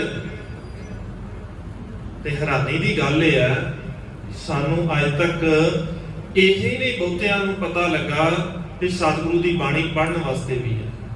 ਸਾਨੂੰ ਅੱਜ ਤੱਕ ਇਹੀ ਲੱਗਦਾ ਹੈ ਵੀ ਇਕੱਲਾ ਮੱਥਾ ਟੇਕਣ ਵਾਸਤੇ ਹੀ ਹੈ, ਜਾਂ ਫਿਰ ਭਾਈਆਂ ਦੇ ਪੜ੍ਹਨ ਵਾਸਤੇ ਹੈ, ਕਥਾਵਾਚਕਾਂ ਦੇ ਕਥਾ ਕਰਨ ਵਾਸਤੇ ਹੈ, ਕੀਰਤਨੀਆਂ ਦੇ ਕੀਰਤਨ ਕਰਨ ਵਾਸਤੇ ਹੈ, ਸਾਡੇ ਵਾਸਤੇ ਨਹੀਂ ਹੈ। ਗੁਰੂ ਸਾਹਿਬ ਨੇ ਸਾਨੂੰ ਇਸੇ ਪਾਸਿਓਂ ਤੇ ਸਮਝਾਇਆ ਸੀ ਕਿ ਪਹਿਲੋਂ ਵੀ ਤੇ ਇਹੀ ਹੁੰਦਾ ਹੈ, ਪਹਿਲੋਂ ਵੀ ਤੇ ਇਹੀ ਹੁੰਦਾ ਸੀ ਵੀ ਬਾਣੀ ਆ ਜਿਹੜਾ ਧਾਰਮਿਕ ਗ੍ਰੰਥ ਹੈ ਇਹ ਆਮ ਲੋਕਾਈ ਨਹੀਂ ਪੜ੍ਹ ਸਕਦੀ, ਬਸ ਇੱਕ ਖਾਸ ਵਰਗ ਹੈ ਉਹ ਪੜ੍ਹੇਗਾ, ਜੋ ਉਹ ਦੱਸੇਗਾ ਤੁਸੀਂ ਉਹੀ ਸਮਝਣਾ ਹੈ। ਅਸੀਂ ਉਸੇ ਟਰੈਕ ਤੇ ਨਹੀਂ ਆ ਗਏ। ਗੁਰਬਾਣੀ ਵੇ ਆਫ ਲਾਈਫ ਹੈ, ਤੇ ਵੇ ਆਫ ਲਾਈਫ ਤੇ ਤਾਂ ਸਿੱਖਾਂਗੇ ਨਾ ਜੇ ਆਪ ਯਤਨ ਕਰਾਂਗੇ। ਦੂਜਾ ਜਦੋਂ ਸਿਖਾਏਗਾ ਫਿਰ ਆਪਣੇ ਢੰਗ ਦੇ ਨਾਲ ਸਿਖਾਏਗਾ, ਜਦੋਂ ਗੁਰੂ ਦੇ ਨਾਲ ਸਾਂਝ ਬਣਾ ਕੇ ਆਪ ਸਿੱਖਾਂਗੇ ਤੇ ਗੁਰੂ ਸੌਖੇ ਤਰੀਕੇ ਨਾਲ ਨਹੀਂ ਸਮਝਾ ਦੇਗਾ, ਔਰ ਇਹਦੇ ਵਾਸਤੇ ਗੁਰੂ ਦੇ ਨਾਲ ਜੁੜਨਾ ਪਏਗਾ। ਅਸੀਂ ਦੂਜਿਆਂ ਦੇ ਉੱਥੇ ਵੀ ਇਹੀ ਸੀ ਕਿ ਭਾਈ ਤੁਸੀਂ ਆਪ ਨਹੀਂ ਪੜ੍ਹ ਸਕਦੇ, ਸਾਡੇ ਅੰਦਰ ਵੀ ਕਿਤੇ ਨਾ ਕਿਤੇ ਇਹ ਭੁਲੇਖਾ ਚੱਲਦਾ ਹੈ, ਕਿਉਂਕਿ ਅਸੀਂ ਆਪਣੀ ਉਹ ਜਿਹੜੀ ਪੁਰਾਣੀ ਸਿਆਣਪ ਹੈ ਨਾ ਉਹ ਛੱਡੀ ਨਹੀਂ ਹੈ। ਨਹੀਂ ਤੇ 416 ਸਾਲ ਹੋ ਗਏ ਆ ਸਾਨੂੰ ਬਾਣੀ ਦੇ ਪ੍ਰਕਾਸ਼ ਹੋਏ ਨੂੰ, ਪੋਥੀ ਸਾਹਿਬ ਦਾ ਪ੍ਰਕਾਸ਼ ਹੋਏ ਨੂੰ, ਬਾਣੀ ਪੜ੍ਹਦਿਆਂ ਨੂੰ, ਸੁਣਦਿਆਂ ਨੂੰ। ਬਾਣੀ ਕਿੰਨੀ ਵਾਰ ਇਸ ਗੱਲ ਸੁਣੀ ਹੋਵੇਗੀ ਤੁਸੀਂ ਵੀ ਭਾਈ ਬਾਣੀ ਆਪ ਪੜ੍ਹਿਆ ਕਰੋ, ਕਿਉਂਕਿ ਸਤਿਗੁਰੂ ਕਹਿ ਰਹੇ ਨੇ ਕਿਸੇ ਬੰਦੇ ਦੀ ਕਹੀ ਹੋਈ ਗੱਲ ਥੋੜੀ ਨਾ, ਮੈਂ ਥੋੜੀ ਨਾ ਕਹਿ ਰਿਹਾ, ਜੇ ਮੈਂ ਕਹਿ ਰਿਹਾ ਤੇ ਮੇਰੀ ਨਾ ਮੰਨਿਆ ਜੀ, ਪਰ ਜੇ ਸਤਿਗੁਰੂ ਕਹਿਣਗੇ ਤੇ ਮੰਨਣੀ ਚਾਹੀਦੀ ਆ ਨਾ। ਹਰ ਗੁਰੂ ਘਰ ਦੇ ਅੰਦਰੋਂ ਰੋਜ਼ਾਨਾ ਇਹ ਆਵਾਜ਼ ਆਉਂਦੀ ਹੈ ਜਦੋਂ ਸਵੇਰੇ ਨਿਤਨੇਮ ਹੁੰਦਾ ਹੈ, ਆਵੋ ਸਿੱਖ ਸਤਿਗੁਰੂ ਕੇ ਪਿਆਰੇ ਹੋ, ਗਾਵੋ ਸੱਚੀ ਬਾਣੀ, ਬਾਣੀ ਤਾਂ ਗਾਵੋ। ਹੁਣ ਇਹ ਕੀ ਸੀ? ਇਹ ਨਹੀਂ ਆਵਾਜ਼ ਦੀ ਵਾਰੀ। ਕਈ ਵਾਰ ਅਸੀਂ ਕਹਿੰਦੇ ਆ ਨਾ ਕਿ ਸਤਿਗੁਰੂ ਆਵਾਜ਼ ਮਾਰਨਗੇ, ਗੁਰੂ ਸਾਹਿਬ ਕਿਰਪਾ ਕਰਨਗੇ ਤੇ ਬਾਣੀ ਪੜ੍ਹ ਲਵਾਂਗੇ। ਇਹ ਸਿਰਫ ਨੇ ਕੋਕੀਆਂ ਦਲੀਲਾਂ ਸਾਡੀਆਂ। ਹੁਣ ਗੁਰੂ ਸਾਹਿਬ ਤੇ ਆਵਾਜ਼ਾਂ ਮਾਰਦੇ ਹੋਰ ਕੀ ਕਰਨ?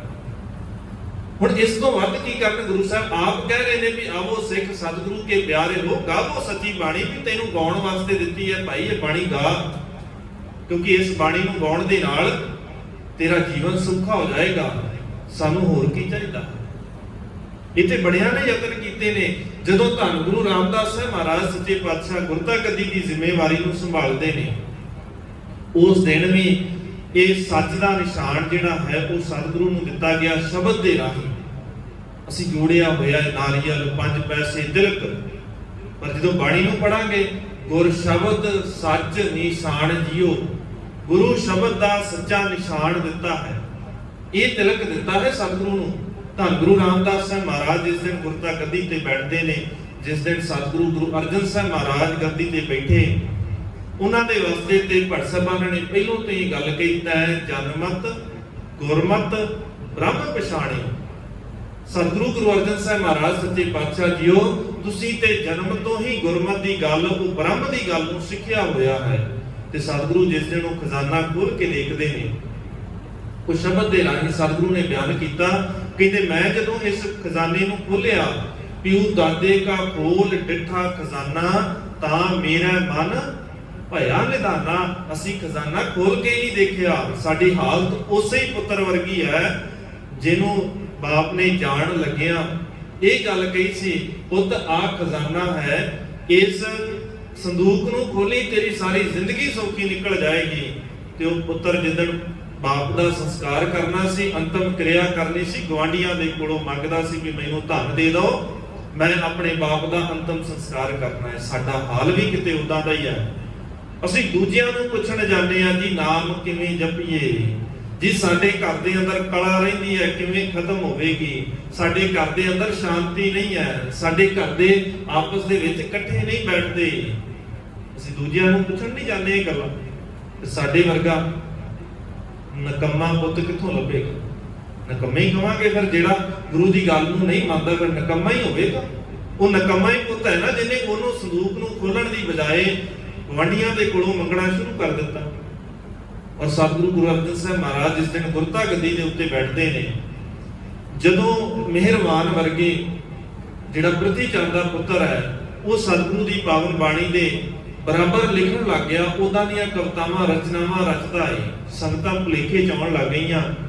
ਸਤਿਗੁਰੂ ਨੇ ਉਹਦਾ ਆਵਾਜ਼ ਮਾਰੀ ਭਾਈ ਗੁਰਦਾਸ ਸਿੰਘ ਨੂੰ, ਸਤਿਗੁਰੂ ਕਹਿੰਦੇ ਆਓ ਭਾਈ ਗੁਰਦਾਸ ਬਾਣੀ ਜੁਦਾ ਕਰੀਏ, ਮੀਣੇ ਪਾਣ ਲੱਗੇ ਨੇ ਰਲਾ ਨਿਆਰੀ ਕਰ ਧਰੀਏ। ਔਰ ਉਹ ਮੀਣਿਆਂ ਦੀ ਬਾਣੀ ਅੱਜ ਵੀ ਅਸੀਂ ਗਾਉਂਦੇ ਆ, ਅੱਜ ਵੀ ਉਹ ਮੀਣਿਆਂ ਦੀ ਬਾਣੀ ਅਸੀਂ ਰੋਜ਼ਾਨਾ ਪੜ੍ਹਦੇ ਆ, ਸਾਡੇ ਅਕਸਰ ਜ਼ੁਬਾਨ ਦੇ ਉੱਤੇ ਚੱਲਦੀ ਹੈ। ਮੈਂ ਅੱਗੇ ਵੀ ਉਹਨਾਂ ਤੁਕਾਂ ਦਾ, ਉਹਨਾਂ ਦੀਆਂ ਲਾਈਨਾਂ ਦਾ ਜ਼ਿਕਰ ਕੀਤਾ ਸੀ ਵੀ ਅੱਜ ਵੀ ਸਾਡੇ ਜ਼ੁਬਾਨ ਦੇ ਉੱਤੇ ਲਗਾਤਾਰ ਚੱਲਦੀ ਹੈ।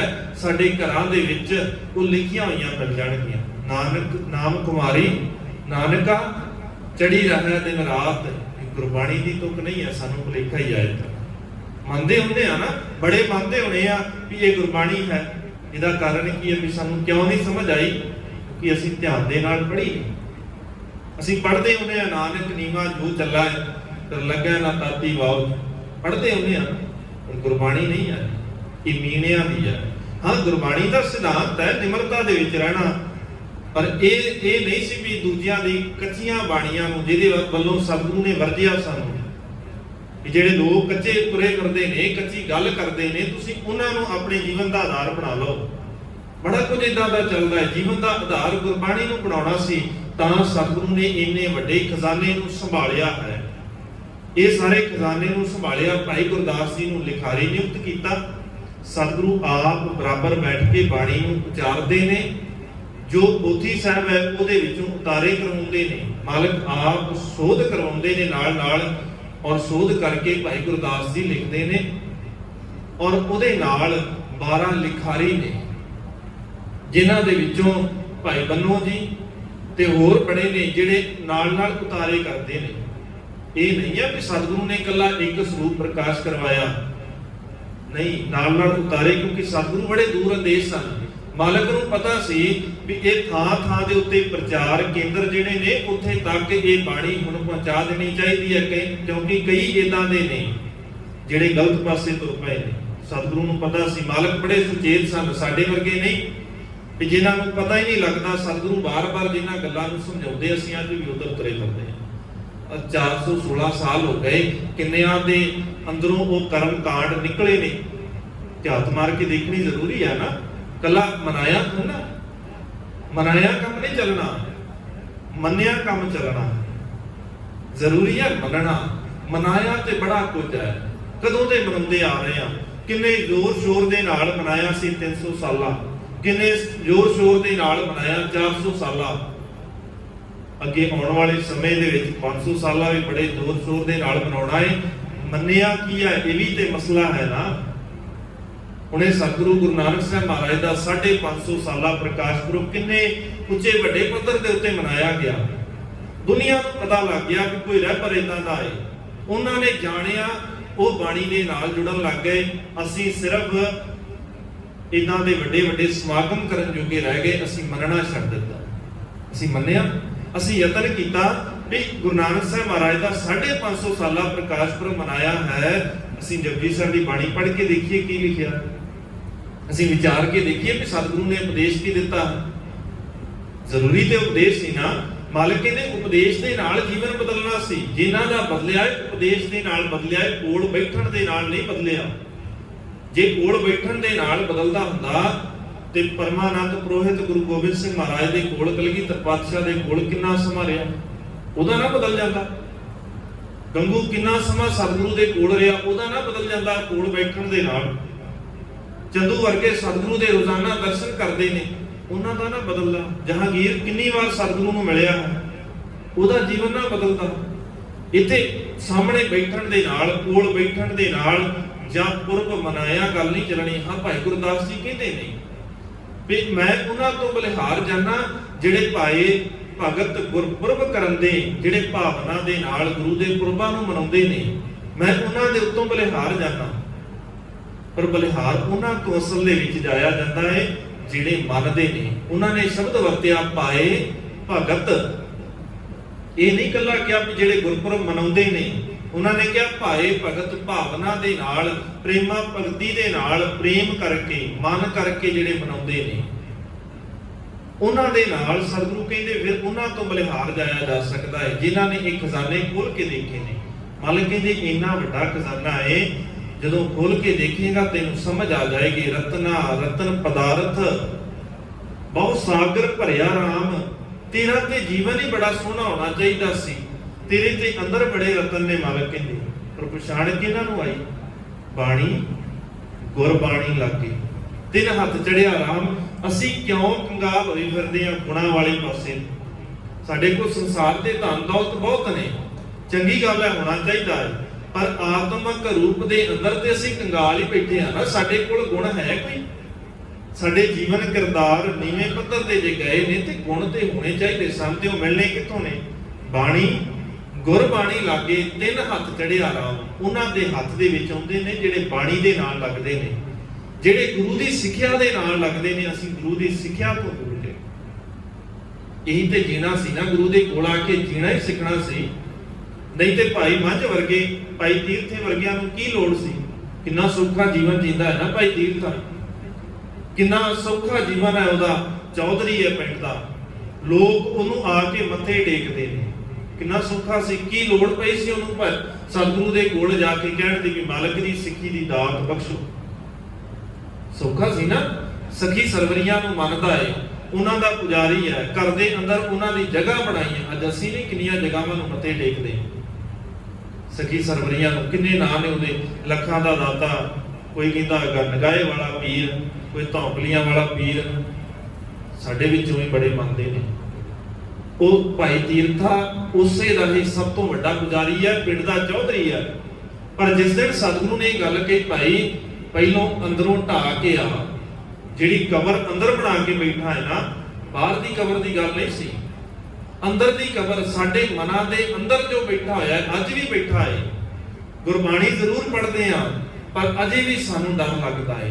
ਨਾਲ ਦਲੀਲ ਵੀ ਦੇ ਦਿੰਦੇ ਆ ਕਿ ਨਾ ਜੀ ਫਿਰ ਕੀ, ਅਸੀਂ ਗੁਰਬਾਣੀ ਵੀ ਤੇ ਪੜ੍ਹਦੇ ਆ।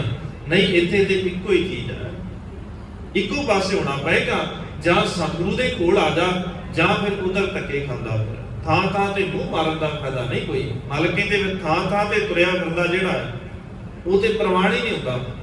ਜੋ ਕੁੱਤਾ ਦਰ ਦਰ ਫਿਰੇ, ਭਾਈ ਵੀਰ ਸਿੰਘ ਜੀ ਕਹਿੰਦੇ ਜਿਹੜਾ ਦਰ ਦਰ ਦੇ ਉੱਤੇ ਫਿਰਦਾ ਹੈ, ਫਿਰ ਉਹ ਇੱਕ ਥਾਂ ਦਾ ਕਿਵੇਂ ਹੋ ਸਕਦਾ? ਜੋ ਕੁੱਤਾ ਦਰ ਦਰ ਫਿਰੇ, ਦਰ ਦਰ ਦੁਰ ਦੁਰ ਹੋਏ, ਕੁੱਤਾ ਜਿਹੜਾ ਥਾਂ ਥਾਂ ਤੇ ਤੁਰਿਆ ਫਿਰੇ ਨਾ, ਉਹਨੂੰ ਹਰ ਥਾਂ ਦੇ ਉੱਤੋਂ ਡਾਂਗਾ ਹੀ ਮਿਲਦੀਆਂ ਨੇ, ਦਬਕੇ ਮਿਲਦੇ ਨੇ। ਕੋਈ ਐ ਨਹੀਂ ਕੋਈ ਬਿਠਾ ਕੇ ਰੋਟੀ ਨਹੀਂ ਖਾਉਂਦਾ। ਤੇ ਜਿਹੜਾ ਘਰੇ ਰੱਖਿਆ ਹੋਵੇ, ਜੋ ਕੁੱਤਾ ਇੱਕ ਦਰਦਾ ਹੋਏ ਰਹੇ ਤਾਂ ਕਿਉਂ ਦੁਰ ਦੁਰ ਹੋਏ। ਜਿਹੜਾ ਘਰੇ ਰੱਖਿਆ ਹੁੰਦਾ ਕਿੰਨੇ ਸਤਿਕਾਰ ਦੇ ਨਾਲ ਐ ਪਰਿਵਾਰ ਦੇ ਜੀਆਂ ਵਾਂਗ ਨੂੰ ਰੋਟੀ ਖਵਾਉਂਦੇ ਆ, ਕਿੰਨਾ ਧਿਆਨ ਰੱਖਦੇ ਆ। ਤੇ ਜਿਹੜਾ ਬਾਹਰ ਤੁਰਿਆ ਫਿਰੇ ਥਾਂ ਥਾਂ ਦੇ ਉੱਤੇ, ਉਹਦੀ ਕੋਈ ਹੈ ਇੱਜ਼ਤ? ਤੇ ਜੇ ਸਤਿਗੁਰੂ ਗੁਰੂ ਗ੍ਰੰਥ ਸਾਹਿਬ ਮਹਾਰਾਜ ਨੂੰ ਛੱਡ ਕੇ ਮੱਥਾ ਇੱਥੇ ਵੀ ਟੇਕ ਲਿਆ, ਰਸਤੇ 'ਚ ਆਉਂਦਿਆਂ ਪਹਿਲੋਂ ਕਿਤੇ ਹੋਰ ਟੇਕ ਕੇ ਆ ਗਏ, ਜਾਂਦਿਆਂ ਫਿਰ ਕਿਤੇ ਹੋਰ ਟੇਕ ਲਿਆ, ਸਤਿਗੁਰੂ ਕਹਿੰਦੇ ਥਾਂ ਥਾਂ ਦੇ ਉੱਤੇ ਮੱਥਾ ਮਾਰਨ ਦਾ ਫਾਇਦਾ ਨਹੀਂ। ਇੱਥੇ ਤੇ ਜਾਂ ਤੇ ਇੱਥੇ ਆ ਕੇ ਝੁਕ ਜਾ, ਇੱਕ ਪਾਸੇ ਦਾ ਹੋ ਜਾ। ਭਾਈ ਤੀਰਥਿਆ, ਜੇ ਸਿੱਖੀ ਵਾਲੀ ਦਾਤ ਨੂੰ ਸਮਝਣਾ ਹੈ, ਜੀਵਨ ਦੇ ਅੰਦਰ ਲੈ ਕੇ ਆਉਣਾ ਹੈ, ਤੇ ਪਹਿਲੋਂ ਉਹ ਪਹਿਲਾ ਛੱਡ ਕੇ ਆ। ਅਸੀਂ ਪਹਿਲਾਂ ਹੀ ਨਹੀਂ ਛੱਡਿਆ ਅਜੇ ਤੱਕ। ਕਿੰਨਾ ਕੁਝ ਪਹਿਲਾਂ ਚੁੱਕੀ ਫਿਰਦੇ ਆ ਵੀ ਜੀ ਉੱਥੇ ਸਾਡੇ ਬਜ਼ੁਰਗ ਮੱਥਾ ਟੇਕਦੇ ਸੀ ਤਾਂ ਟੇਕੀ ਜਾਂਦੇ ਆ, ਗੁਰੂ ਘਰ ਵੀ ਆ ਜਾਂਦੇ ਆ, ਖੰਡੇ ਬਾਟੇ ਦੀ ਪਾਹੁਲ ਵੀ ਲੈ ਲਈ ਹੈ, ਸ੍ਰੀ ਸਾਹਿਬ ਵੀ ਪਾ ਲਈ ਹੈ, ਨਿਤਨੇਮ ਵੀ ਕਰ ਲੈਨੇ ਆ ਜੀ। ਪਰ ਕਿੰਨਾ ਚਿਰ? ਬਹੁਤੇ ਤੇ 40 ਦਿਨ ਹੀ ਕਰਦੇ ਬਸ। ਜਦੋਂ ਨਵਾਂ ਨਵਾਂ ਅੰਮ੍ਰਿਤ ਛਕਿਆ ਹੁੰਦਾ ਨਾ ਜੀ, ਅਸੀਂ ਇਹਦੇ ਨਵਾਂ ਛਕਿਆ ਹੈ, ਅਸੀਂ 40 ਦਿਨ ਕਰਨਾ। 40 ਦਿਨ ਤਾਂ ਕੇਸੀ ਇਸ਼ਨਾਨ ਵੀ ਕਰ ਲਿਆ, 40 ਦਿਨ ਨਿਤਨੇਮ ਕਰ ਲਿਆ, ਉਸ ਤੋਂ ਬਾਅਦ ਖਤਮ ਸਾਰਾ ਕੁਝ। ਫਿਰ ਸਾਨੂੰ ਹੌਲੀ ਹੌਲੀ ਚੇਤਾ ਭੁੱਲਣ ਲੱਗਦਾ ਹੈ ਵੀ ਨਿਤਨੇਮ ਵੀ ਕਰਨਾ ਹੈ। ਫਿਰ ਸਾਨੂੰ ਚੇਤਾ ਭੁੱਲਦਾ ਹੈ ਕਿ ਸਾਡਾ ਕੰਘਾ ਅੱਜ ਹੈ ਸਿਰ 'ਚ ਕਿ ਨਹੀਂ, ਸਾਨੂੰ ਚੇਤਾ ਹੀ ਭੁੱਲਾ ਹੁੰਦਾ। ਫਿਰ ਸਾਡੇ ਕੋਲ ਉਹ ਕਕਾਰ ਸਾਹਮਣੇ ਔਖੇ ਹੋ ਜਾਂਦੇ ਆ। ਨਹੀਂ, ਸਤਿਗੁਰੂ ਕਹਿੰਦੇ ਬਾਣੀ ਨੂੰ ਪੜ੍ਹ, ਇਹ ਤੇਰੇ ਵਾਸਤੇ ਸਿਰਫ ਇੱਕੋ ਇੱਕ ਤਰੀਕਾ ਹੈ ਜਿਹੜੀ ਤੇਰੇ ਜੀਵਨ ਨੂੰ ਸਵਾਰ ਸਕਦੀ ਹੈ। ਹਮਾਰੀ ਪਿਆਰੀ ਅੰਮ੍ਰਿਤ ਧਾਰੀ, ਗੁਰ ਨਿਮਖ ਨਾ ਮਨ ਤੇ ਟਾਰੀ ਰੇ। ਦਰਸ਼ਨ ਪਰਸਨ ਸਰਸਨ ਹਰਸਨ, ਦਰਸ਼ਨ ਕਰਨ ਦੇ ਨਾਲ, ਗੁਰੂ ਦੇ ਚਰਨਾਂ ਦੇ ਵਿੱਚ ਆ ਕੇ ਟਿਕਣ ਦੇ ਨਾਲ ਮਨ ਖਿੜਾ ਚ ਆ ਜਾਏਗਾ, ਖੇੜੇ ਚ ਆ ਜਾਏਗਾ ਮਨ। ਜੇ ਪਰਿਵਾਰ ਦੇ ਅੰਦਰ ਸ਼ਾਂਤੀ ਚਾਹੁੰਦੇ ਆ ਨਾ, ਫਿਰ ਬਾਣੀ ਨੂੰ ਵਿਚਾਰਨਾ ਸ਼ੁਰੂ ਕਰ ਦਈਏ। ਪਰਿਵਾਰ ਦੇ ਅੰਦਰ ਬੈਠ ਕੇ ਸਮਾਂ ਕੱਢਿਆ ਕਰੀਏ, ਗੁਰਬਾਣੀ ਨੂੰ ਵਿਚਾਰਿਆ ਕਰੀਏ। ਪਰਿਵਾਰ ਨੂੰ ਇਕੱਠਿਆਂ ਬਿਠਾ ਕੇ, ਜਿਵੇਂ ਬਿਠਾ ਕੇ ਇਕੱਠੇ ਬੈਠ ਕੇ ਸਾਰੇ ਪਰਿਵਾਰ ਦੇ ਅੰਦਰ, ਸਾਰਾ ਪਰਿਵਾਰ ਬੈਠ ਕੇ ਟੀਵੀ ਸੀਰੀਅਲ ਦੇਖਦਾ ਹੈ ਨਾ, ਇਦਾਂ ਇਕੱਠੇ ਬੈਠ ਕੇ ਬਾਣੀ ਦੀ ਵਿਚਾਰ ਕਰਿਆ ਕਰੀਏ। ਜਦੋਂ ਤੱਕ ਨਹੀਂ ਕਰਦੇ, ਫਿਰ ਪੁੱਤ ਬਾਅਦ ਵਿੱਚ ਗਾਲਾਂ ਕੱਢੇਗਾ। ਫਿਰ ਘਰੋਂ ਵੀ ਕੱਢੇਗਾ, ਫਿਰ ਮੰਦਾ ਵੀ ਬੋਲੇਗਾ, ਕਿਉਂਕਿ ਉਹਨੂੰ ਪਤਾ ਹੀ ਨਹੀਂ, ਉਹਨੇ ਦੇਖਿਆ ਹੀ ਉਹੀ ਕੁਝ ਹੈ, ਜੋ ਦਿਖਾਇਆ ਉਹਨੇ ਉਹੀ ਤੇ ਸਿੱਖਣਾ ਹੈ ਨਾ। ਫਿਰ ਅਸੀਂ ਕਹਿੰਦੇ ਕਿਸੇ ਨੇ ਮਾੜਾ ਕਰ ਦਿੱਤਾ, ਕਿਸੇ ਨੇ ਸਾਡੇ ਪੁੱਤ ਦੇ ਉੱਤੇ ਕਰ ਦਿੱਤਾ, ਸਾਡੇ ਉਲਟ ਚੱਲਦਾ ਹੈ, ਕਿਸੇ ਨੇ ਨਹੀਂ ਸੀ ਕੀਤਾ, ਉਹੀ ਤੇ ਕੀਤਾ। ਬਿਠਾਉਣ ਵਾਲਾ ਕੌਣ ਸੀ? ਤੂੰ ਹੀ ਬਿਠਾਇਆ ਹੈ ਨਾ, ਤੇ ਜ਼ਿੰਮੇਵਾਰ ਵੀ ਤੇ ਫਿਰ ਤੂੰ ਹੀ ਆ ਨਾ, ਕੋਈ ਦੂਜਾ ਕਿਵੇਂ ਹੋ ਗਿਆ? ਜੋ ਕੀਤਾ ਹੈ ਸਤਿਗੁਰੂ ਕਹਿੰਦੇ ਹੁਣ ਕਿਸੇ ਹੋਰ ਨੂੰ ਦੋਸ਼ ਨਾ ਦੇ। ਦੱਦਾ ਹੈ ਦੋਸ਼ ਨਾ ਦਿਓ ਕਿਸੇ, ਦੋਸ਼ ਕਰਮਾ ਆਪਣਿਆ, ਜੋ ਮੈਂ ਕੀਆ ਸੋ ਮੈਂ ਪਾਇਆ। ਦੋਸ਼ ਨਾ ਦੀਜੈ ਵਰਜਨਾ, ਬਾਣੀ ਤੋਂ ਤੂੰ ਦੂਰ ਰੱਖਿਆ, ਬਾਣੀ ਤੂੰ ਨਹੀਂ ਪੜਨ ਦਿੱਤੀ, ਨਾ ਤੂੰ ਆਪ ਪੜ੍ਹੀ ਤੇ ਨਾ ਪੜਨ ਦਿੱਤੀ। ਔਰ ਇਸ ਗੱਲ ਨੂੰ ਧਿਆਨ 'ਚ ਰੱਖੀਏ, ਜਿਹੜੀ ਗੱਲ ਦਾ ਜ਼ਿਕਰ ਬਾਰ-ਬਾਰ ਆਉਂਦਾ ਹੈ, ਇਹ ਸਾਡੀ ਜ਼ਰੂਰੀ ਕੀ ਹੈ, ਜੀਵਨ ਜਾਂਚ ਕਿਵੇਂ ਦੀ ਹੋਵੇ, ਉਹ ਗੁਰਬਾਣੀ ਸਿਖਾਏਗੀ। ਉਹਦੇ ਵਾਸਤੇ ਕੀ ਕਰਨਾ ਪਏਗਾ? ਸਿੱਖ ਸਿੱਖਣੀ ਮਿਲ ਬਹਿ, ਕਰੈ ਚਰਚਾ ਅਪਾਰ, ਭਜਨ ਸਿਖਾਵੈ ਪੁੱਤਰ ਕਉ, ਨਿਤ ਭਜ ਬਾਰੰਬਾਰ। ਬਾਰ-ਬਾਰ ਰੋਜ਼ਾਨਾ, ਇੱਕ ਦਿਨ ਨਹੀਂ, ਇੱਕ ਦਿਨ ਪੜ੍ਹ ਲਈ। ਇਹ ਨਹੀਂ ਕਿ ਸੰਗਰਾਂਦ ਵਾਲੇ ਦਿਨ ਗੁਰੂ ਘਰ ਆ ਗਏ, ਖਾਸ ਸਮੇਂ ਦੇ ਉੱਤੇ ਗੁਰੂ ਘਰ ਆ ਗਏ, ਨਹੀਂ, ਜਦੋਂ ਰੋਜ਼ਾਨਾ ਆਵਾਂਗੇ। ਇੱਥੇ ਰੋਜ਼ਾਨਾ ਆ ਕੇ ਗੁਰੂ ਦੁਆਰਾ ਹੋਏ ਸੋਝੀ ਪਾਏ ਸੀ, ਇੱਥੋਂ ਰੋਜ਼ਾਨਾ ਸੋਝੀ ਮਿਲੇਗੀ। ਗੁਰੂ ਘਰ ਆ, ਤੈਨੂੰ ਟਿਕਾ ਮਿਲੇਗਾ, ਬਾਣੀ ਨੂੰ ਪੜ੍ਹਿਆ ਕਰ, ਜੀਵਨ ਸੌਖਾ ਹੋ ਜਾਏਗਾ। ਅਸੀਂ ਤੇ ਬਾਣੀ ਗੁਰੂ ਘਰ ਆਉਣਾ ਸਿਰਫ ਤੇ ਸਿਰਫ ਸੰਗਰਾਂਦਾਂ ਦੇ ਉੱਤੇ ਜਾਂ ਕਿਸੇ ਖਾਸ ਦਿਹਾੜਿਆਂ ਦੇ ਉੱਤੇ ਨਿਯਤ ਕੀਤਾ ਹੋਇਆ। ਉਦਾਂ ਤੇ ਸਾਨੂੰ ਇਦਾਂ ਲੱਗਦਾ ਹੈ ਕਿ ਉੱਥੇ ਜੇ ਚਲੇ ਗਏ ਪਤਾ ਨਹੀਂ ਕਿੰਨਾ ਕੁ ਨੁਕਸਾਨ ਹੋ ਜਾਣਾ। ਅੰਦਰ ਝਾਤ ਮਾਰੀਏ ਵੀ ਇਦਾਂ ਕਿਉਂ? ਕੀ ਸਾਡੇ ਕੋਲ ਇੰਨਾ ਵੀ ਸਮਾਂ ਨਹੀਂ ਹੈ ਵੀ ਸਤਿਗੁਰੂ ਦੇ ਕੋਲ ਆ ਕੇ ਮੱਥਾ ਟੇਕ ਕੇ ਬਾਣੀ ਨੂੰ ਪੜ੍ਹ ਲਈਏ? ਜ਼ਿਆਦਾ ਸਮਾਂ ਨਹੀਂ ਹੈ ਸਤਿਗੁਰੂ ਦੇ ਕੋਲ ਬੈਠ ਕੇ ਜਪਜੀ ਸਾਹਿਬ ਦਾ ਪਾਠ ਹੀ ਕਰਕੇ ਚਲੇ ਜਾਈਏ, ਜਦੋਂ ਸਮਾਂ ਮਿਲੇ ਉਹਦੀ ਵਿਚਾਰ ਕਰ ਲਈਏ। ਕਿ ਇੰਨਾ ਵੀ ਸਮਾਂ ਨਹੀਂ ਹੈ ਸਾਡੇ ਕੋਲ, ਇੰਨਾ ਵੀ ਸਮਾਂ ਇਦਾਂ ਨਹੀਂ ਹੈ ਵੀ ਸਾਡੇ ਕੋਲ ਸਮਾਂ ਨਹੀਂ ਹੈ। ਇਹ ਸਾਡੀ ਆਪਣੀ, ਜੇ ਸੌਖੇ ਸਮਝਾਂ ਦੇ ਵਿੱਚ ਸਮਝਣਾ ਹੋਵੇ ਤੇ ਸਾਡੀ ਆਪਣੀ ਨਲਾਇਕੀ ਹੈ ਕਿ ਜਿਹੜਾ ਅਸੀਂ ਗੁਰੂ ਤੋਂ ਇੰਨਾ ਦੂਰ ਜਾਂਦੇ ਆ। ਜਦੋਂ ਗੁਰੂ ਤੋਂ ਦੂਰ ਜਾਂਦੇ ਆ ਤੇਰੀ ਪਰਿਵਾਰਾਂ ਦੇ ਅੰਦਰ ਹਾਲ ਔਖਾ ਹੈ। ਨਹੀਂ ਤੇ ਜਿਹੜੇ ਬੱਚੇ ਨੇ ਰੋਜ਼ਾਨਾ ਪੜ੍ਹਿਆ ਹੋਵੇ, ਬਾਣੀ ਨੂੰ ਪੜ੍ਹਦਿਆਂ ਵਿਚਾਰਿਆ ਹੋਵੇ, ਕਾਹੇ ਭੂਤ ਝਗਰਤ ਹਉ ਸੰਗ ਬਾਪ, ਜਿਨ ਕੇ ਜਣੇ ਵਡੀਰੇ ਤੂੰ ਹੋ ਤਿਨ ਸਿਓ ਝਗਰਤ ਪਾਪ। ਜਦੋਂ ਉਹਨੇ ਪੜ੍ਹਿਆ ਹੋਵੇ ਕਿ ਜਿਹੜੇ ਪਰਿਵਾਰ ਨੇ ਤੈਨੂੰ ਪਾਲਿਆ ਹੈ, ਜਿਹੜੇ ਮਾਤਾ ਪਿਤਾ ਨੇ ਤੈਨੂੰ ਸਾਂਭਿਆ ਹੈ, ਤੂੰ ਉਹਨਾਂ ਨਾਲ ਲੜਦਾ ਹੈ ਤੇ ਮਾੜਾ ਹੈ, ਪਾਪ ਹੈ, ਫਿਰ ਉਹ ਕਿਉਂ ਲੜੇਗਾ ਨਾ? ਉਹਨੇ ਬਾਣੀ ਚੋਂ ਸਿੱਖ ਲਿਆ। ਜਿਹੜਾ ਪਤੀ ਰੋਜ਼ਾਨਾ ਬਾਣੀ ਚੋਂ ਪੜ੍ਹ ਕੇ ਸਿੱਖਦਾ ਹੋਵੇ ਵੀ ਮੇਰੇ ਆਹ ਫਰਜ਼ ਨੇ, ਜਦੋਂ ਆਨੰਦ ਕਾਰਜ ਹੁੰਦੇ ਨੇ ਅਸੀਂ ਲਾਵਾਂ ਦਾ ਪਾਠ ਸਿਰਫ ਇੱਕ ਰਸਮ ਬਣਾ ਲਈਏ, ਸਾਨੂੰ ਬਹੁਤਿਆਂ ਨੂੰ ਪਤਾ ਵੀ ਨਹੀਂ ਹੁੰਦਾ ਕਿ ਉਹ 'ਚ ਲਿਖਿਆ ਕੀ ਹੈ। ਬਸ ਭਾਈ ਸਾਹਿਬ ਨੇ ਪੜ੍ਹ ਦੇਣਾ ਹੈ, ਰਾਗੀਆਂ ਨੇ ਕੀਰਤਨ ਦੇ ਉੱਤੇ ਕੀਰਤਨ ਕਰਦਿਆਂ ਹੋਇਆਂ ਵਾਜੇ ਦੇ ਉੱਤੇ ਪੜ੍ਹ ਦੇਣਾ ਹੈ, ਤੇ ਅਸੀਂ 4 ਲਾਵਾਂ ਲੈ ਲੈਣੀਆਂ। ਬਸ ਸਾਡਾ ਇੰਨਾ ਕੀ ਕੰਮ ਹੈ। ਸਾਡੇ ਪਰਿਵਾਰਾਂ ਦੇ ਟੁੱਟਣ ਦਾ ਸਾਰਿਆਂ ਤੋਂ ਵੱਡਾ ਕਾਰਨ ਹੈ ਅਸੀਂ ਬਾਣੀ ਨੂੰ ਸਿਰਫ ਤੇ ਸਿਰਫ ਰਸਮਾਂ ਤੇ ਰਿਵਾਜਾਂ ਵਾਸਤੇ ਰੱਖ ਲਿਆ, ਜਿੱਦਾਂ ਬਾਕੀਆਂ ਨੇ ਰੱਖਿਆ ਸੀ ਉਦਾਂ ਹੀ ਰੱਖ ਲਿਆ। ਜੇ ਬਾਣੀ ਨੂੰ ਸਮਝਿਆ ਹੁੰਦਾ, ਕਦੇ ਧਿਆਨ ਦੇ ਨਾਲ ਜਿਨ੍ਹਾਂ ਦੇ ਆਨੰਦ ਕਾਰਜ ਹੋ ਗਏ ਨੇ, ਕਦੇ ਯਤਨ ਕਰਿਆ ਨਹੀਂ। 4 ਲਾਵਾਂ ਨੇ ਕੋਈ ਬਹੁਤਾ ਵੱਡਾ ਕੰਮ ਨਹੀਂ, ਔਖਾ ਕੰਮ ਨਹੀਂ ਹੈ। ਕਦੇ ਪਿਆਰ ਦੇ ਨਾਲ, ਭਾਵਨਾ ਦੇ ਨਾਲ ਉਹਨਾਂ ਸ਼ਬਦਾਂ ਨੂੰ, 4 ਲਾਵਾਂ ਦੇ ਜਿਹੜੇ ਪਾਠ ਨੂੰ ਵਿਚਾਰ ਕੇ ਦੇਖਿਆ। ਜਿਨ੍ਹਾਂ ਦੇ ਹੋਣੇ ਨੇ ਉਹ ਅੱਜ ਤੋਂ ਵਿਚਾਰਨੇ ਸ਼ੁਰੂ ਕਰ ਦਿਓ। ਇਹੀ ਤੇ ਜੀਵਨ ਜਾਚ ਗੁਰੂ ਨੇ ਸਿਖਾਈ ਸੀ ਕਿ ਸੌਖੇ ਜੀਵਨ ਕਿਵੇਂ ਜੀਣੇ ਨੇ। ਜਿਨ੍ਹਾਂ ਨੇ ਪੜ੍ਹਿਆ ਹੈ ਉਹਨਾਂ ਦੇ ਜੀਵਨ ਸੌਖੇ ਨੇ, ਜਿਨ੍ਹਾਂ ਨੇ ਇਕੱਲੇ ਮੱਥੇ ਟੇਕੇ ਨੇ ਫਿਰ ਉਹ ਮੱਥੇ ਟੇਕਦੇ ਰਹਿ ਗਏ, ਜੀਵਨ ਉਹਨਾਂ ਦੇ ਬਦਲੇ ਨੇ। ਕਿਉਂਕਿ ਜੀਵਨ ਗੁਰਬਾਣੀ ਨੂੰ ਪੜ੍ਹਨ ਦੇ ਨਾਲ ਬਦਲਣਾ ਸੀ। ਸਤਿਗੁਰੂ ਕਹਿੰਦੇ ਦਰਸ਼ਨ ਪਰਸਨ ਸਰਸਨ ਹਰਸਨ, ਰੰਗ ਰੰਗੀ ਕਰਤਾਰੀ ਦੇ। ਜਦੋਂ ਦਰਸ਼ਨ ਕਰਾਂਗੇ, ਵਿਚਾਰਾਂਗੇ, ਬਾਣੀ ਨੂੰ ਪੜਾਂਗੇ, ਗੁਰੂ ਦੇ ਚਰਨਾਂ 'ਚ ਆ ਕੇ ਬੈਠਾਂਗੇ, ਮਨ ਰੰਗਿਆ ਜਾਏਗਾ ਕਰਤਾਰ ਦੇ ਰੰਗ ਦੇ ਵਿੱਚ। ਕਿ ਨਰਮ ਗੁਰ ਗਮ ਹਰ ਦਮ ਨਹ ਜਾਮ। ਜਦੋਂ ਗੁਰਬਾਣੀ ਨੂੰ ਵਿਚਾਰਾਂਗੇ, ਗੁਰੂ ਚਰਨਾਂ 'ਚ ਆ ਕੇ ਬੈਠਾਂਗੇ, ਗੁਰਬਾਣੀ ਦੇ ਨਾਲ ਪ੍ਰੀਤ ਪਾਵਾਂਗੇ, ਫਿਰ ਵਿਕਾਰ ਨਹ ਜਾਮ, ਵਿਕਾਰ ਨਹੀਂ ਨੇੜੇ ਆਉਣਗੇ। ਹਰ ਨਾਨਕ ਕੰਠ ਉਰ ਹਾਰੀ ਰੇ। ਸਤਿਗੁਰੂ ਕਹਿੰਦੇ ਇਸ ਬਾਣੀ ਦੇ ਹਾਰ ਨੂੰ ਮੈਂ ਆਪਣੇ ਗਲੇ ਦੇ ਵਿੱਚ ਪਰੋ ਕੇ ਪਾ ਲਿਆ ਹੈ। ਹੁਣ ਮੈਂ ਕਿਸੇ ਹੋਰ ਦੇ ਆਸਰੇ ਨਹੀਂ। ਜੇ ਸਤਿਗੁਰੂ ਦਾ ਅੱਜ 400 ਸਾਲਾ ਪ੍ਰਕਾਸ਼ ਪੁਰਬ ਮਨਾ ਰਹੇ ਆਦਿ ਗ੍ਰੰਥ ਸਾਹਿਬ ਦਾ, ਫਿਰ ਜ਼ਰੂਰੀ ਹੈ ਕਿ ਅੱਜ ਤੋਂ ਜੇ ਗੁਰੂ ਮੰਨਦੇ ਆ, ਜੇ ਕਹਿੰਦੇ ਆ ਸਤਿਗੁਰੂ ਗੁਰੂ ਗ੍ਰੰਥ ਸਾਹਿਬ ਮਹਾਰਾਜ ਸਾਡੇ ਗੁਰੂ ਨੇ, ਫਿਰ ਹੋਰ ਪਾਸਿਆਂ ਦੀ ਝਾਕ ਛੱਡ ਕੇ ਗੁਰੂ ਚਰਨਾਂ ਦੇ ਅੰਦਰ ਬੈਠ ਕਰਕੇ ਇਹ ਕਹਿ ਕੇ ਜਾਈਏ, ਗੁਰੂ ਦੇ ਕੋਲੇ ਪ੍ਰਣ ਕਰਕੇ ਜਾਈਏ ਵੀ ਸਤਿਗੁਰੂ ਮੈਂ ਹੁਣ ਸਾਰੇ ਕੁਝ ਜਿਹੜੇ ਸਾਰੇ ਪਾਸੇ ਨੇ ਉਹ ਛੱਡ ਦਿੱਤੇ, ਹੁਣ ਮੈਨੂੰ ਹੋਰ ਕੋਈ ਦਿਖਦਾ ਨਹੀਂ, ਹੁਣ ਕਿਸੇ ਹੋਰ ਦੇ ਕੋਲ ਜਾਣ ਦਾ ਮਸਲਾ ਹੀ ਕੋਈ ਨਹੀਂ ਹੈ। ਸਭੇ ਸਾਖ ਕੂੜਾਵੇ ਡਿਠੇ ਤਾਉ ਪੱਲਾ ਟੈਂਡੇ ਲਾਗੀ। ਸਤਿਗੁਰੂ ਅੱਜ ਤੇਰੇ ਪੱਲੇ ਦੇ ਨਾਲ ਲੱਗ ਕੇ ਚੱਲੇ ਆ, ਤੇਰਾ ਆਸਰਾ ਲੈ ਕੇ ਚੱਲੇ ਆ। ਸੰਸਾਰ ਦੇ ਅੰਦਰ ਕੌਣ ਕਿੱਥੇ ਜਾ ਰਿਹਾ ਹੈ, ਕੌਣ ਕਿਹਨੂੰ ਮੰਨ ਰਿਹਾ, ਸਾਨੂੰ ਪਰਵਾਹ ਨਹੀਂ। ਤੇਰੇ ਤੋਂ ਇਲਾਵਾ ਅੱਜ ਤੋਂ ਕਿਸੇ ਹੋਰ ਦੇ ਅੱਗੇ ਝੁਕਣਾ। ਜੇ ਗੁਰੂ ਮੰਨਦੇ ਆ, ਜੇ ਕਹਿੰਦੇ ਆ ਸਤਿਗੁਰੂ ਨੂੰ ਗੁਰੂ, ਜੇ ਮੰਨ ਕੇ ਜਾਵਾਂਗੇ ਫਿਰ ਤੇ ਸਤਿਗੁਰੂ ਕਹਿੰਦੇ ਜਿਨ੍ਹਾਂ ਨੇ ਮੰਨ ਲਿਆ ਉਹਨਾਂ ਦੇ ਉੱਤੇ ਬਖਸ਼ਿਸ਼ ਹੋਈ ਹੈ, ਉਹਨਾਂ ਦੇ ਉੱਤੇ ਰਹਿਮਤਾਂ ਹੋਈਆਂ ਨੇ। ਤੇ ਜਿਨ੍ਹਾਂ ਨੇ ਸਿਰਫ ਕਿਹਾ ਹੈ ਤੇ ਕਹਿਣ ਵਾਲੇ ਤੇ ਇੱਥੇ ਬੜੇ ਆਏ ਬੜੇ ਚਲੇ ਗਏ। ਸੇਵਕ ਸਿੱਖ ਪੂਜਣ ਸਭ ਆਵੈ, ਸਭ ਗਾਵੈ ਹਰ ਹਰ ਊਤਮ ਬਾਣੀ। ਗਾਵਿਆ ਸੁਣਿਆ ਤਿਨਕਾ ਹਰ ਥਾਏ ਪਾਵੈ, ਜਿਨ ਸਤਿਗੁਰੂ ਕੀ ਆਗਿਆ ਸਤ ਸਤ ਕਰੋ। ਜਿਨ੍ਹਾਂ ਨੇ ਸਤ ਸਤ ਕਰਕੇ ਮੰਨੀ ਹੈ ਉਹਨਾਂ ਦੇ ਉੱਤੇ ਪਾਰ ਉਤਾਰੇ ਹੋਏ ਨੇ। ਜਿਨ੍ਹਾਂ ਨੇ ਸਿਰ ਮੱਥੇ ਟੇਕੇ ਸਤਿਗੁਰੂ ਕਹਿੰਦੇ ਫਿਰ ਉਹ ਇੱਥੋਂ ਖਾਲੀ ਹੱਥ ਚਲੇ।